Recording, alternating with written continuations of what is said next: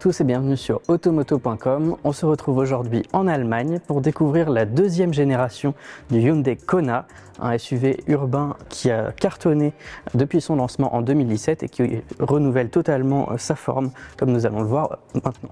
Dans un premier temps, on va parler de l'extérieur.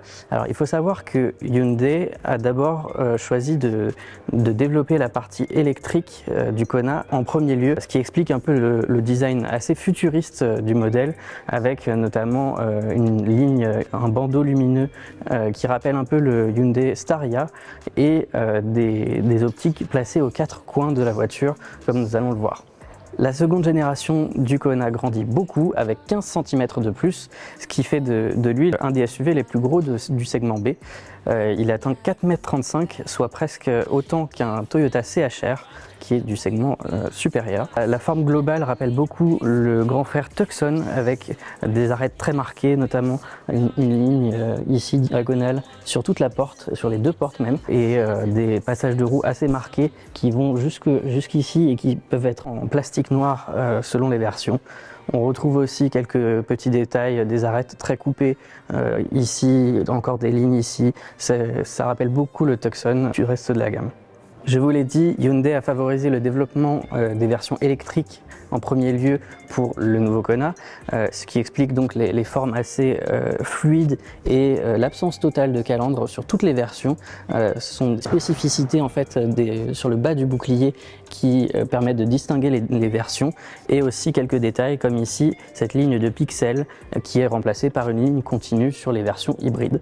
Donc ici on a un bandeau lumineux qui court sur tout le long de la carrosserie, et spécificité de la version électrique, une prise de recharge à l'avant comme sur le précédent modèle. À l'avant, les projecteurs sont placés aux extrémités, quasiment dans l'aile, ce qui rappelle un peu le Kia Niro, un proche cousin.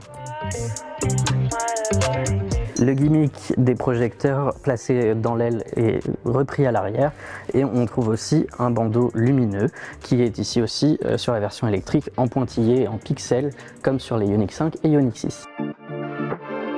Il existe aussi une version N-Line comme précédemment et comme sur d'autres modèles de la gamme, une version donc plus sportive avec un look un peu spécifique, notamment avec des inserts noirs, ici des inserts un peu plus gris foncé, la partie des feux de jour qui est ici sur la version hybride, donc en ligne continue et non pas en pointillé comme sur les versions électriques.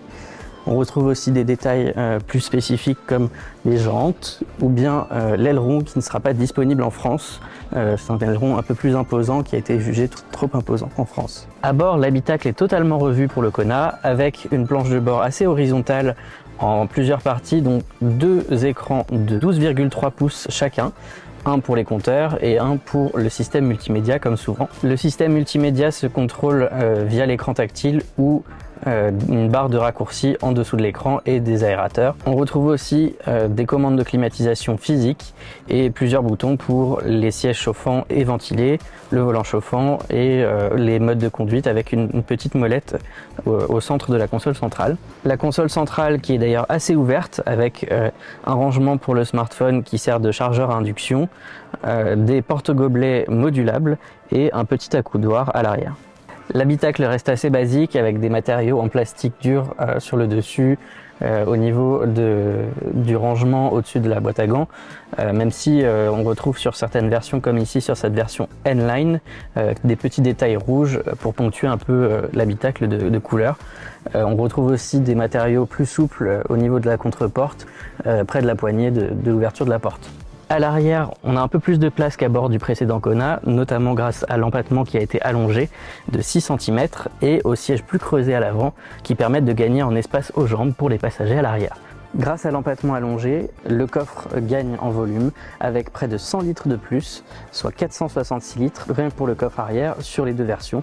On trouve aussi un coffre à l'avant sur la version électrique de 27 litres. Côté motorisation, le Kona de seconde génération ne disposera pas de version 100% thermique en France, même si sur d'autres marchés elle sera disponible. En revanche, il aura toujours sa version hybride simple de 141 chevaux comme le Kia Niro. Et donc cette version électrique, toujours disponible en deux variantes. Une batterie de 48,4 kWh avec un moteur électrique de 156 chevaux et une autonomie d'environ 342 km. Et une batterie un peu plus imposante de 65,4 kWh avec un moteur électrique de 218 chevaux et environ 490 km d'autonomie.